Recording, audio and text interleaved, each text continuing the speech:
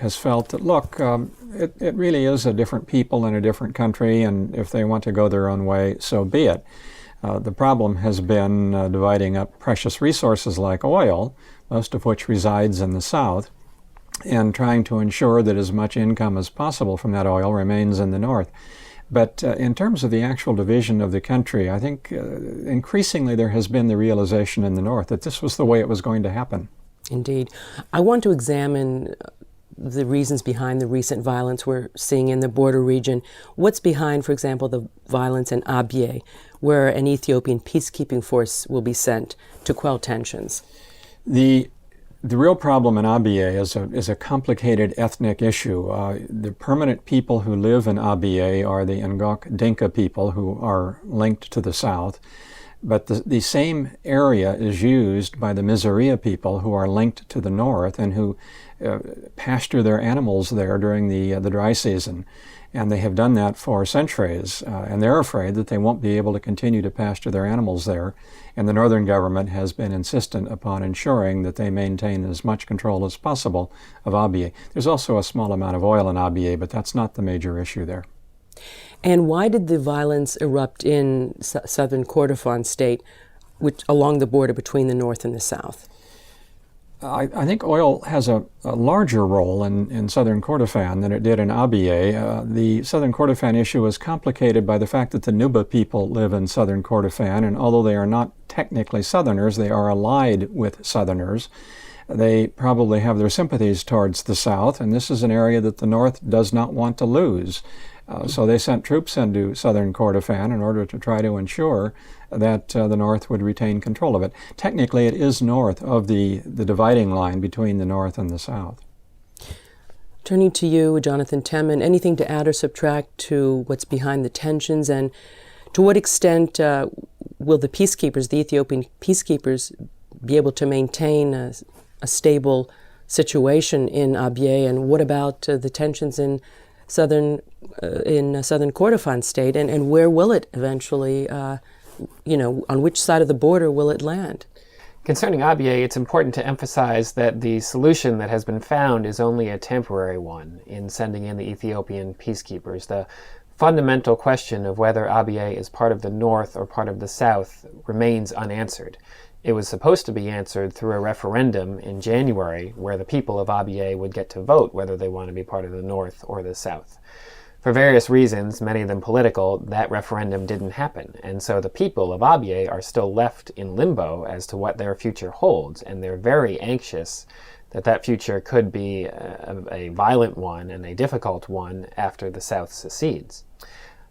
Concerning southern Kordofan, it's a very tricky issue because the Nuba people that Ambassador Shin described have fought with the South over the decades and have been in conflict with Khartoum over the decades, and so they are also concerned and anxious that when the South secedes, they're essentially going to be left on their own, and they're going to be very vulnerable to Khartoum.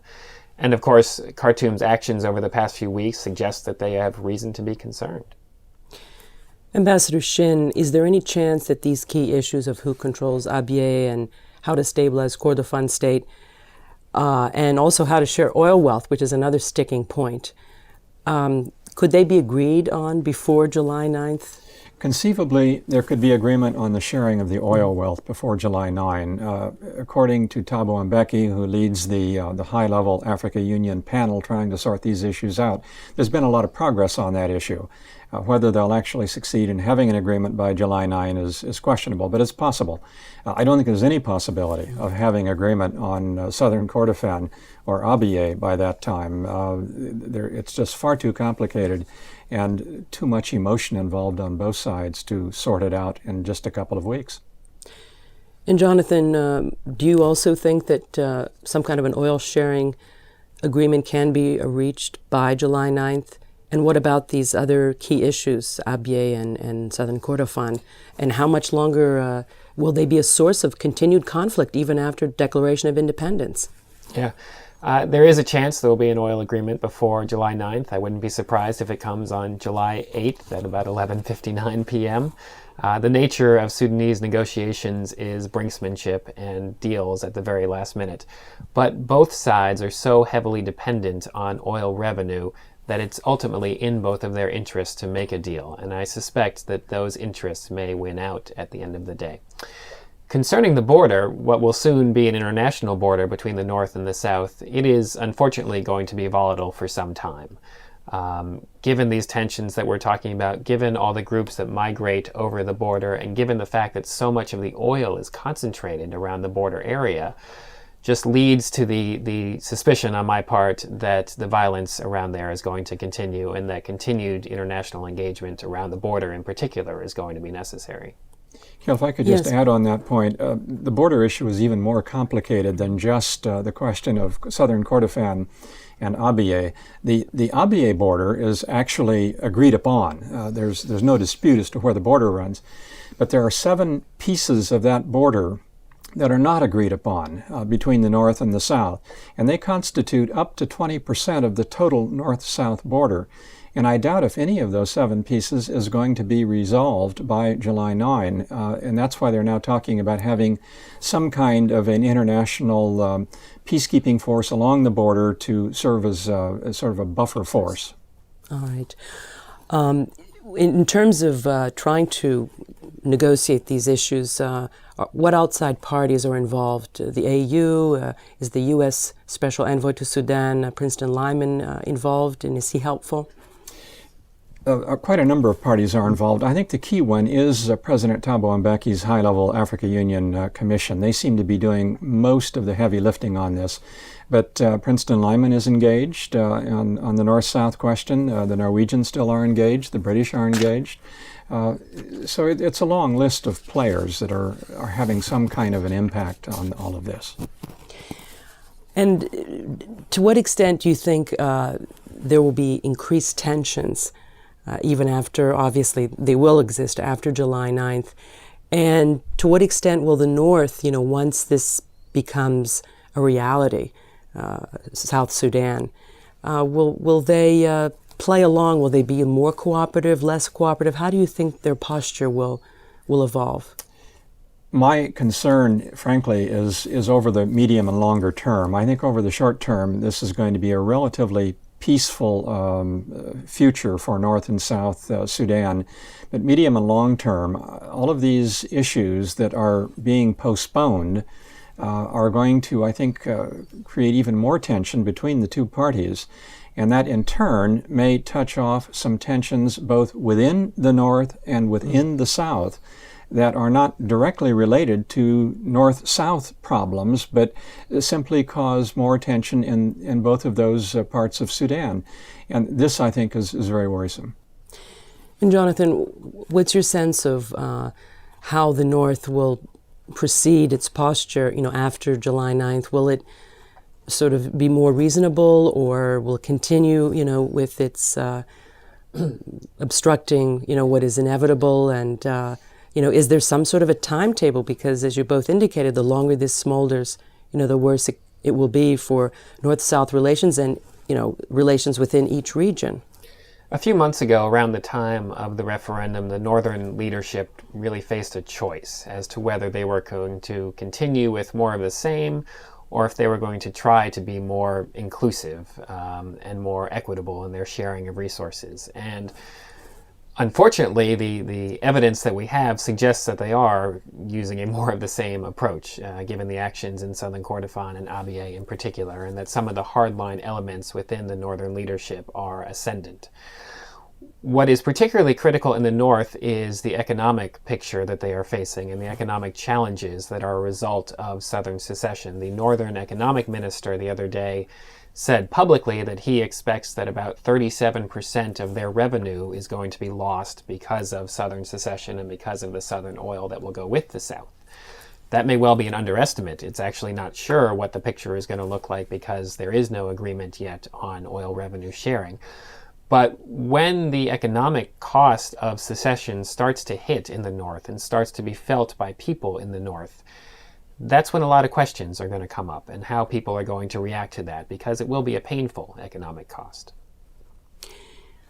And with respect to, the challenges for the North, back to you, Ambassador Shin, we know that President Omar al-Bashir recently went to China in a bid perhaps to shore up his very strong relationship with the Chinese. They're, of course, they buy a lot of oil from Sudan.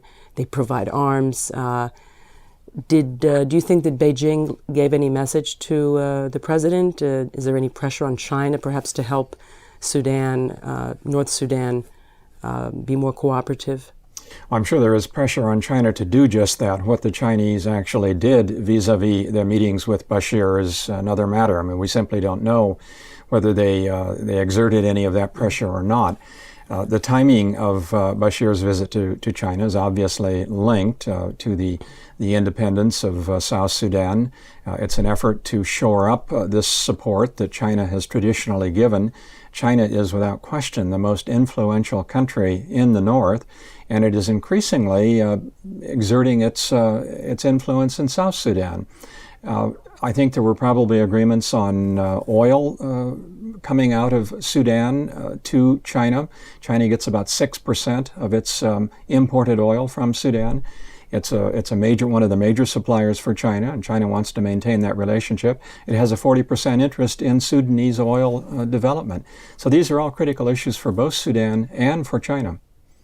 Jonathan, what's your take on how China is playing its role vis-a-vis its relationship, particularly with the North, playing a helpful role in trying to reconcile the sides, because it also has a great interest in the South as well? Mm-hmm.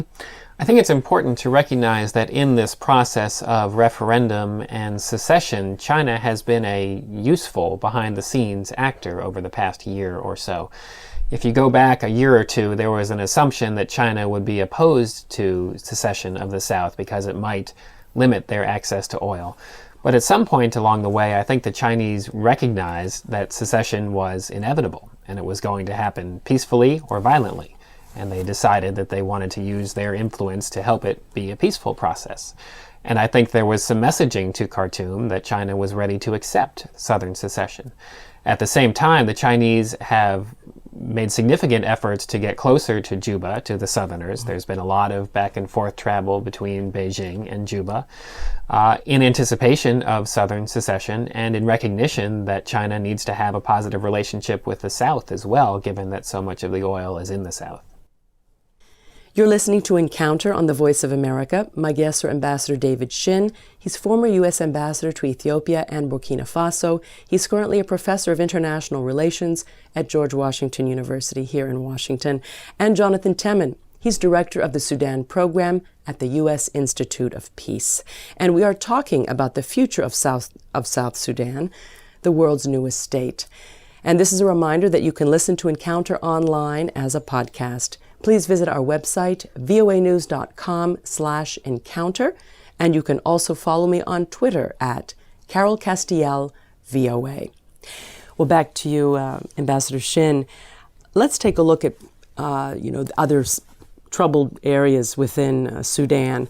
Do you think that President Bashir is a bit worried about, that other regions, rest of regions might get the wrong message from the